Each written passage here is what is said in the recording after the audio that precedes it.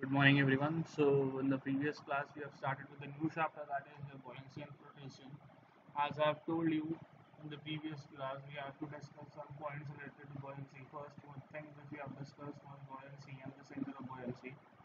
Okay, so let me revise you a little bit about buoyancy and the center of buoyancy. After that, today we are going to start with the meta center and the metacentric height and the numericals related to that. Okay. First thing, the buoyancy force was what if we emerge or submerge any body. अगर अपन कोई body को submerge कर रहे हैं water में, ठीक है, एक बॉडी को आपने क्या किया, सबमर्ज किया वाटर में, तो what is happen, upward force is created and जो सबमर्ज बॉडी होती है, जो लिक्विड होता है, वो क्या करता है, वो आपको क्या करता है, एक अपवर्ड फोर्स क्रिएट करता है उस बॉडी के ऊपर में. That force is nothing but your buoyancy force. ठीक है. This force is generally equals to what, जितना भी इस बॉडी का वेट रहेगा उतना वाटर क्या होगा, उतना वाटर डिस्प्लेस होगा यहाँ से. ठीक है. So that force equals to the weight of the what? The weight of the water that has been displaced. Okay, and this buoyancy force will act at a certain point. So that point where this buoyancy force is acting, that is called as the center of buoyancy. This was previously what we have discussed. Okay, buoyancy. Okay, and the center of buoyancy. Now today we are going to start with the metacenter and the metacentric height. Okay, we will start with the metacenter. We have also done some numericals related to what buoyancy and the center of buoyancy. Today we are going to start with the metacenter. For that you need to understand this diagram. Okay.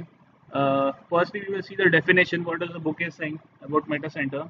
So metacenter, it is defined as the point about which a body starts oscillating when a body is tilted by a small angle. So it is saying that if a body is been provided inside a water and some small angular displacement is given, what is happening? This body will start oscillating at a point, and that point is nothing but your metacenter. Okay. Basically क्या हो रहा है कि ये आपका एक body है जिसको आपने क्या किया, वाटर में सबमर्ज किया या फिर वो फ्लोट कर रहा है. अब उसको क्या कर रहे हो आप, एक एंगुलर डिस्प्लेसमेंट दे रहे हो. तो इस वजह से क्या होने वाला है कि ये जो आपका ग्रेविटेशनल, ये आपका जो सेंटर ऑफ ग्रेविटी है, this is your point G, और ये जो पॉइंट बी रिप्रेजेंट कर रहा है, that is the point of your buoyancy point. ठीक है. अब क्या हो रहा है, ये एंगुलर डिस्प्लेसमेंट की वजह से क्या होने वाला है, ये जो आपका buoyancy का जो पॉइंट है वो क्या हो जा रहा है, शिफ्ट हो जा रहा है. तो अगर वो जो शिफ्टेड पॉइंट है उससे अगर अपन क्या करें, एक लाइन ड्रॉ करें जो आपके क्या कर रहा है, आपके नॉर्मल एक्सिस के साथ में कहीं जाके कट करेगा, तो वो जो पॉइंट आ रहा है उसको अपन क्या बोलते हैं, that is your Meta centre. ठीक है. तो इस पॉइंट को अपन क्या बोलेंगे, मेटा सेंटर. ओके. एंड यहाँ से एम से लेके जी तक का जो डिस्टेंस होता है उसको अपन क्या बोलते हैं, मेटासेंट्रिक हाइट भी बोली जाती है. ठीक है. तो इन दिस इज इम्पोर्टेंट कि अगर एक आपकी बॉडी है जो आपकी क्या कर रही है, वाटर में आपकी फ्लोट कर रही है. ठीक है. This is the point B where the buoyancy force will act. This is point G where the center of gravity of the body acts. This line represents the normal axis. Now what we are doing, we are providing an angular displacement to this body. अगर एक अपन small angular displacement provide करते हैं इस body को, तो क्या होने वाला है, ये आपकी जो buoyancy force है वो क्या होने वाली है, टिल्ट होने वाली है. buoyancy force will shift from B to B1. एक नया पॉइंट पे आके आपकी buoyancy force एक्ट करने वाली है, उसको अपन क्या बोल रहे हैं, B1. तो ये आपका जो फोर्स रिप्रेजेंट कर रहा है F B, that is nothing but the buoyancy force. ठीक है. From point G the weight will act. Okay. So from this B1 we will draw a line. ठीक है. Which is cutting to the normal axis, और ये जो normal axis को वो point पे कट कर रहा है, that is nothing but your Meta centre. इस पॉइंट को अपन क्या बोलते हैं, that is called is your Meta centre. ठीक है. तो अगर आपको थ्योरेटिकल पार्ट पूछता है मेटा सेंटर को, तो ये डायग्राम में आपको एक्सप्लेन करना जरूरी है.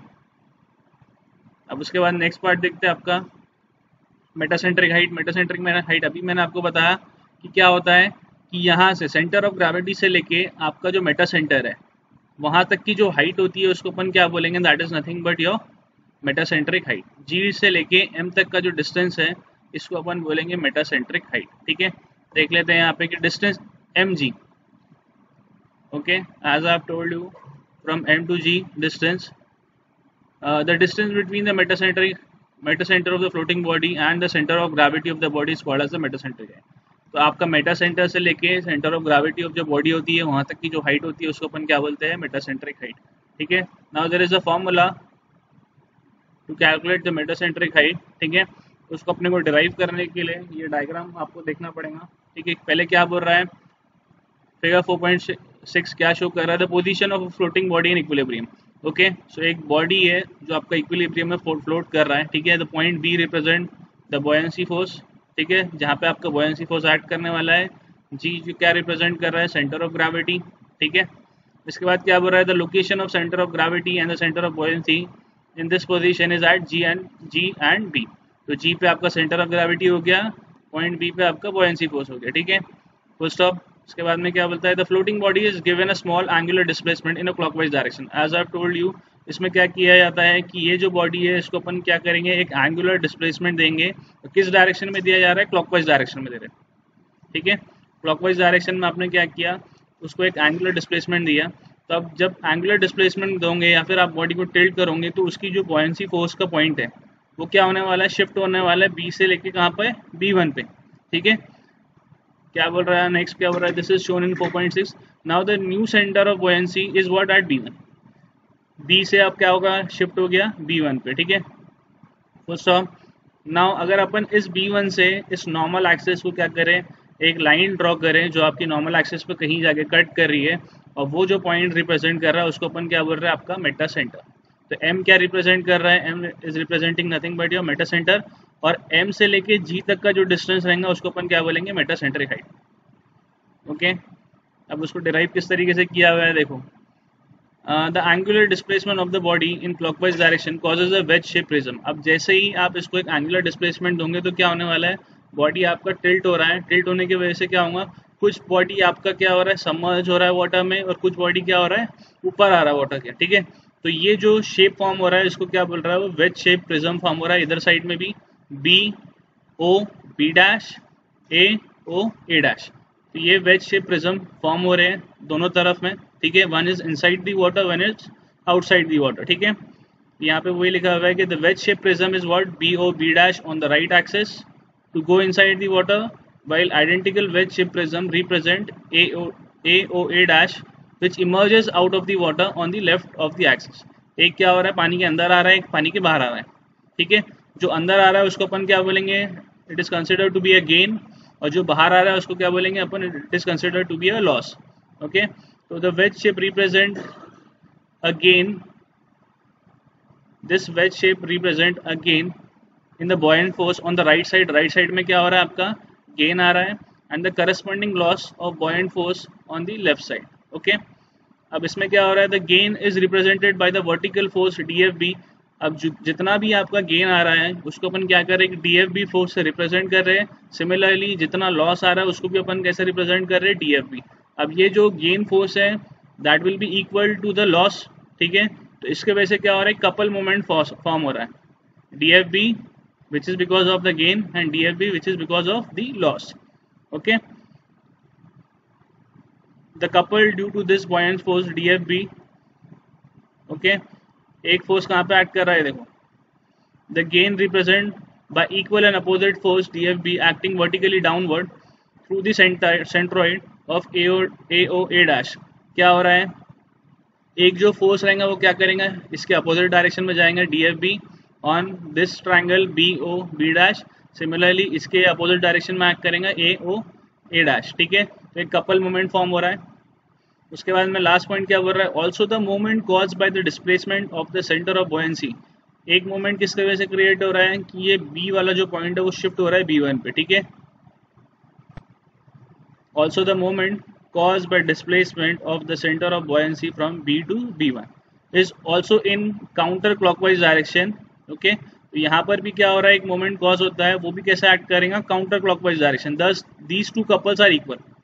थ्योरेटिकल पार्ट में ये इंपॉर्टेंट है कि आपका जो भी एंगुलर डिस्प्लेसमेंट की वजह से गेन हो रहा है, ठीक है, और जितना आपका लॉस हो रहा है उसमें क्या हो रहा है, कपल मोमेंट क्रिएट हो रहा है, और वो जो कपल मोमेंट रहेगा वो कैसा करेगा, या आपने क्लॉकवाइज डायरेक्शन में दिया तो वो एंटी क्लॉकवाइज डायरेक्शन में एक्ट करेगा, ठीक है। सिमिलरली एक और मोमेंट क्रिएट हो रहा है जो कहाँ किसके वजह से हो रहा है, ये आपका बॉयंसी पॉइंट जो शिफ्ट हो रहा है B से B1 तक, ठीक है। तो इसको अपन कैसे रिप्रेजेंट कर रहे हैं, ये भी आपका काउंटर क्लॉकवाइज डायरेक्शन में एक्ट करेगा। तो ये दोनों भी जो आपकी मोमेंट्स रहेंगी कपल मोमेंट, ये क्या होने वाली है, इक्वल होने वाली, ठीक है। एक आ रही है आपकी इन एंड आउट की वजह से, और एक आ रहा है आपका displacement of what, buoyancy force. तो ये दो पॉइंट्स इंपॉर्टेंट है, डेरिवेशन में काम आने वाले, ठीक है। अब नेक्स्ट पॉइंट देखते हैं, डेरिवेशन में क्या आ रहा है आपका, नेक्स्ट पॉइंट में क्या कर रहा है, देखो यहाँ पे ये जो आपका बॉडी था इसका उसने क्या किया, एक प्लान ड्रॉ किया। ठीक है, ऊपर से अगर आप देख रहे हो इसको तो ये इस तरीके से दिखने वाला है। ठीक है, यहाँ पे अपन क्या कंसिडर कर रहे हैं, एक छोटी सी स्ट्रिप कंसिडर कर रहे हैं। ठीक है, which is at a distance of x. ठीक है, वाई से जो आपका डिस्टेंस है इस स्ट्रिप का कितना है, एक्स है, और ये जो थिकनेस दिया हुआ है आपकी स्ट्रिप की वो कितनी है, डी एक्स। ठीक है, लेंथ इतनी आपकी जो लेंथ है वो रिप्रेजेंट कैसे किया गया, एज एल। ठीक है, नेक्स्ट पार्ट, अगर अपन इस हाइट ऑफ स्ट्रिप कैलकुलेट कर सकते हैं कि आप ये अपना जो वेज शेप है इसी तरीके के वेज शेप फॉर्म हुआ है स्ट्रिप में भी। ठीक है, तो अगर आपको हाइट निकालना है तो हाइट कैसे रिप्रेजेंट करेंगे आप, ये आपका वेज शेप है, ये आपका एंगल है थीटा। ठीक है, ये साइड रिप्रेजेंट कर रहे हैं अपन एक्स से, ये साइड भी रिप्रेजेंट कर रहे हैं एक्स से। तो अपने को अगर हाइट कैलकुलेट करना है तो एक्स इंटू वर्ड क्या करेंगे, थीटा। इस एक्स को अपन क्या करेंगे, इस थीटा से मल्टीप्लाई करेंगे, that will give you the height of this triangle. ठीक है, तो हाइट ऑफ स्ट्रिप निकाल सकते हैं आप B O B dash into word X, जो भी एंगल रहेगा उसको अपन एक्स से मल्टीप्लाई करेंगे तो आपको क्या निकल जाएगा, हाइट ऑफ स्ट्रिप। अब अपने को एरिया ऑफ स्ट्रिप निकालना है, तो एरिया ऑफ स्ट्रिप कैसे निकलेगा आपका, आपके पास हाइट अपन ने अभी निकाले, we have got the thickness, thickness कितनी थी, dx। इस स्ट्रिप का थिकनेस कितना था, dx। तो आपने क्या किया, हाइट अपने पास रिप्रेजेंट किया था अपन ने x इंटू थीटा से, उसको अपन ने मल्टीप्लाई किया dx से, that is the area of your strip. After that अपने पास लेंथ भी अवेलेबल है फ्लोटिंग बॉडी का, तो अपन वॉल्यूम निकाल सकते हैं, area into length will give you the volume. तो एरिया कितना आया, ये जो अपन ने एरिया ऑफ स्ट्रिप निकाले x into theta into D x.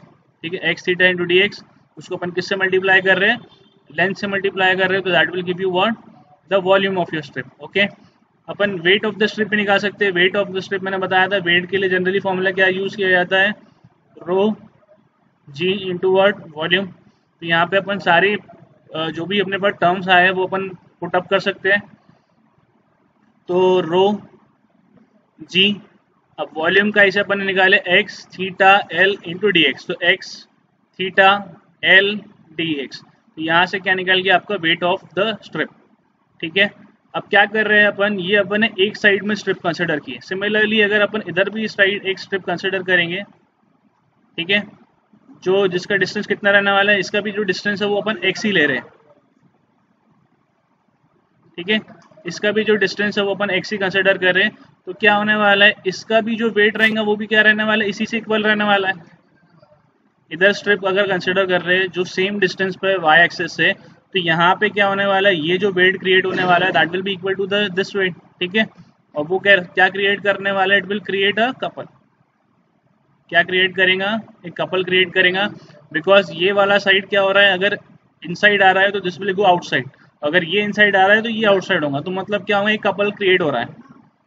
ठीक है, तो मोमेंट ऑफ दिस कपल क्या हो जाएंगी, weight of each strip into the distance between these two weights.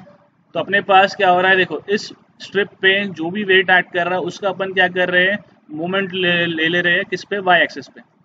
ठीक है, तो weight of each strip into distance between the two weights, दोनों का अपन कंसिडर कर रहे हैं कपल फोर्स। तो दोनों में सेम कॉमन क्या चीज़ है, रो जी x L theta into D x. ठीक है, that is multiply by what, ये भी एक बार एक्स से मल्टीप्लाई हो रहा है, अगेन यही चीज़ आपकी एक्स से मल्टीप्लाई हो रही है, एक्स प्लस एक्स। तो this will give you what, rho ji X theta L D X into what, two X. तो फाइनल आपका इक्वेशन क्या बन रहा है, two rho ji X square theta L into D X, this is the moment. ठीक है, और अभी ये अपन स्ट्रिप के लिए कंसिडर कर रहे हैं। If you want to calculate for the whole body, तो अपने को क्या करना पड़ेगा, स्ट्रिप के इंटीग्रेशन करना पड़ेगा स्ट्रिप का। तो इसको अगर अपन इंटीग्रेट करते हैं तो वो अपने को किसके लिए देगा, that will give you for the whole body. ठीक है, ये वाला पार्ट हो गया कपल फोर्स। मैंने बताया था दो चीज़ें होने वाली है, एक कपल फोर्सेस की वजह से मूवमेंट आपका क्रिएट होने वाला है, एक आपका किसके वजह से क्रिएट होने वाला है, because of shifting of buoyancy force. Buoyancy आपका पॉइंट जो आपका शिफ्ट हो रहा है बी से बी वन, ठीक है, उसके वजह से भी एक मोमेंट क्रिएट होने वाला है। तो वो वाला मोमेंट देखते हैं, moment of couple due to shifting of centre of buoyancy from B to B one. अब यहाँ पे देखो, यहाँ पे जो भी फोर्स आपकी ऐड करने वाली है,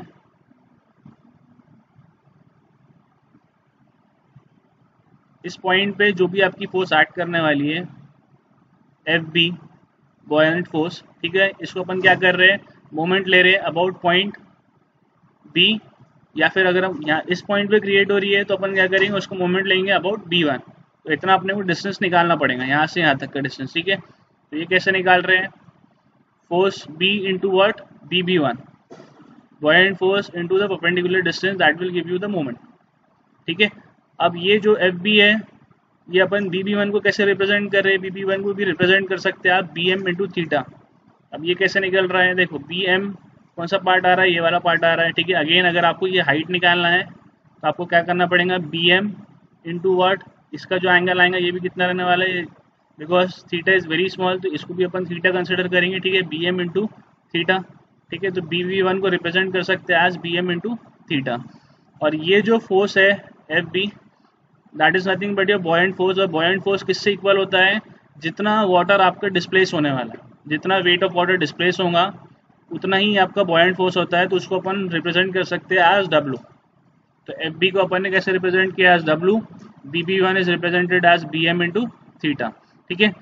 तो ये आपकी किसके वजह से मूवमेंट हो गई, this is because of shifting of buoyant force, और ये हो गई आपकी मूवमेंट की वजह से, कपल मूवमेंट की वजह से। अब ये दोनों जो फोर्स मूवमेंट रहेंगी वो क्या रहने वाली, इक्वल।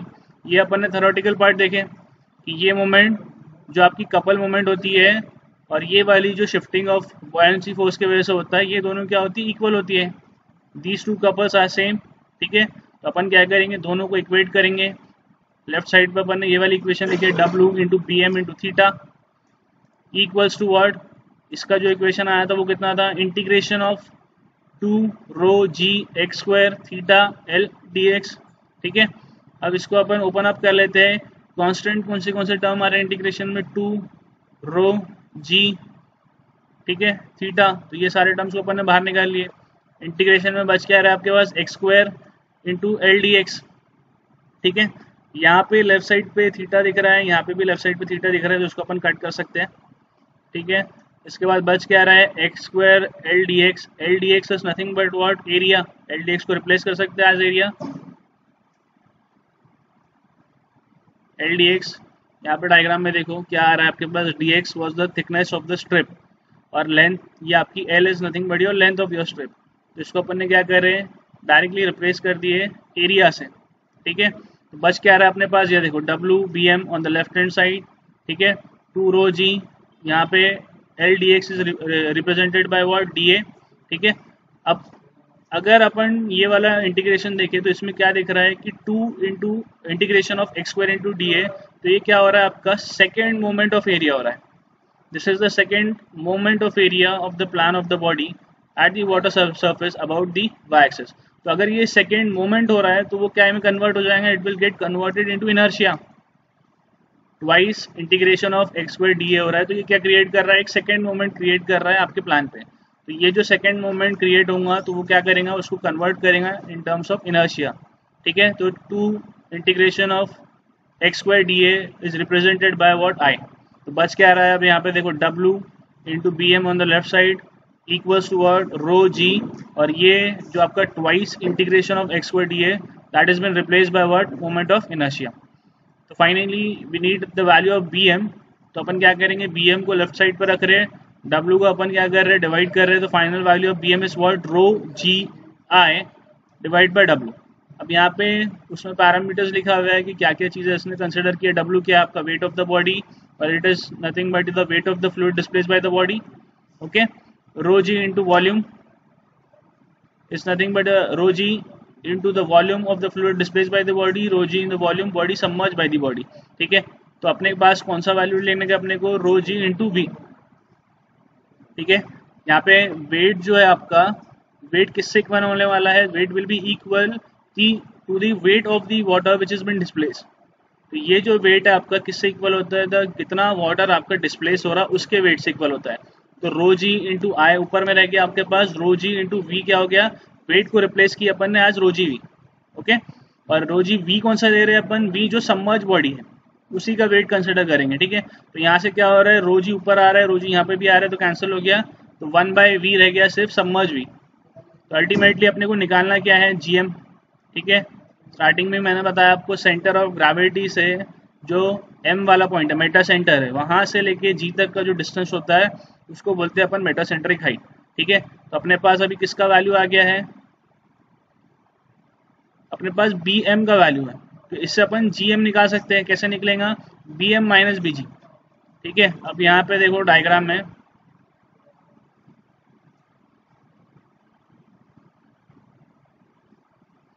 इस डायग्राम में देखो अपने पास टोटल वैल्यू आया है बी से लेके एम तक का। ठीक है, उसमें से अगर अपन बी जी माइनस कर लेंगे तो अपने को क्या मिलेगा? एम से लेकर जी तक का distance, this is nothing but your metacentric height. We have got the value of what? B to M, और उसमें से अपन क्या कर रहे हैं? बी जी को माइनस करने वाले हैं, तो that will give you what? Your metacentric height. तो जी एम क्या हो रहा है आपका? B M minus B G. तो बी एम अपन ने अभी निकाले, I divided by what? I divided by your submerge volume minus what? B G. तो मेटासेंट्रिक हाइट का आपका फॉर्मूला क्या बन रहा है? I by your submerge volume minus what? B G. तो इसके हेल्प से अपन क्या निकालेंगे? आपका मेटासेंट्रिक हाइट। ठीक है, एक आपका न्यूमेरिकल भी देख लेते हैं इसके बाद में, बाकी न्यूमेरिकल नेक्स्ट क्लास में करेंगे। ठीक है, rectangular pontoon is 5 metre long, ठीक है, 3 metre wide and 1.20 metre high. We have got the dimension of the pontoon, the depth of immersion of the pontoon is 0.80 metre in the sea. तो उसमें क्या बोल रहा है कि जो इमर्स डेप्थ है वो कितनी है? 0.80 metre in the sea. If the center of gravity is 0.6 meter above the bottom of the pontoon, determine the metacentric height। तो इसमें क्या कैलकुलेट करना है? मेटासेंट्रिक हाइट निकालना है। The density of the sea is what? 1025 kg per meter cube। ठीक है, तो क्या दिया है? एक रेक्टेंगुलर पॉन्टून दिया हुआ है जिसके डायमेंशन गिवन है, वो कुछ डेप्थ पे इमर्स है। यहाँ पे अपन एक रेक्टेंगुलर शेप का पॉन्टून ड्रॉ कर लिए, ठीक है, जिसका डायमेंशन कितना दिया हुआ है? 5 मीटर लॉन्ग, लेंथ उसकी 5 मीटर है, ठीक है, विड्थ उसकी 3 मीटर की है और हाइट उसकी 1.2 मीटर की है। तो विड्थ अपन ने यहाँ पे ड्रॉ कर लिए 3 मीटर, ठीक है, टोटल हाइट जो है उसकी वो 1.2 मीटर है, लेकिन वो कितने डेप्थ तक इमर्स है? 0.8 मीटर तक का ही इमर्स है, मतलब इतना ही बॉडी उसका सबमर्ज है, बाकी ऊपर फ्लोट कर रही है। ठीक है, first thing we need to calculate is the distance A G. ए से लेके जी तक का अपन डिस्टेंस निकाल सकते हैं क्या? Because we know the total height. तो आपका जो जी वाला पॉइंट रहेगा, ए से लेके जी तक का जो डिस्टेंस रहेगा, that will be nothing but what?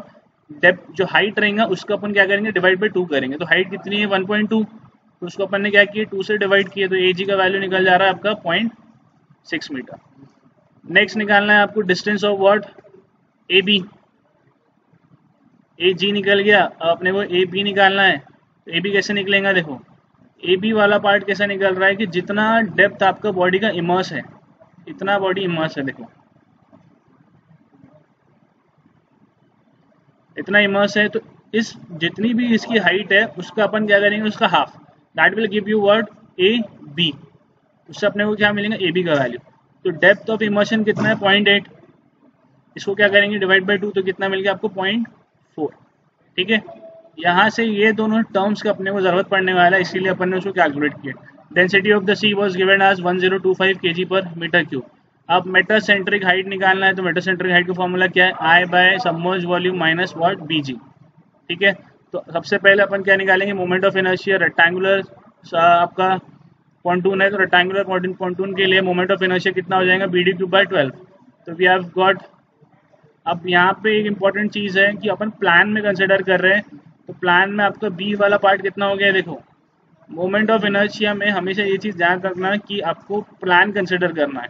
ये वाला सेक्शन आपको क्या करना है? फ्रंट व्यू कंसिडर नहीं करना, प्लान कंसिडर करो। ठीक है, तो ऊपर का विड्थ कितना हो गया? 3 मीटर का, और ये जो सरफेस अपने को दिखने वाला है ये हो जाएंगी उसकी लेंथ। ठीक है,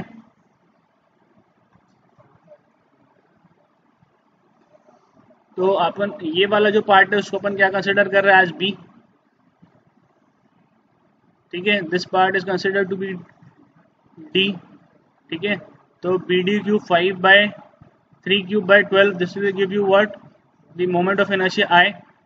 सबमर्ज वॉल्यूम निकालना है, तो सबमर्ज वॉल्यूम कैसे निकलेगा? अपने पास डायमेंशन जो भी गिवन है, 3 मीटर का विड्थ है उसका, ठीक है, 5 मीटर का उसका क्या दिया हुआ है? लेंथ दिया हुआ है। ठीक है, अब इसमें अपन ये जो हाइट है, इस हाइट की जगह अपन क्या नहीं लेंगे? सिर्फ जितना बॉडी सबमर्ज है, तो 0.8 मीटर सबमर्ज है, इससे मिलेगा अपने को क्या है? Submerge volume. ठीक है, तो सबमर्ज वॉल्यूम कितना है? 12 मीटर क्यूब। ठीक है, पीजी से पीजी निकालना है, बी से लेके जी तक का डिस्टेंस निकालना, तो वो कैसे निकलेगा? ए जी है अपने पास 0.6, उसमें से क्या करेंगे, ए बी माइनस कर लो।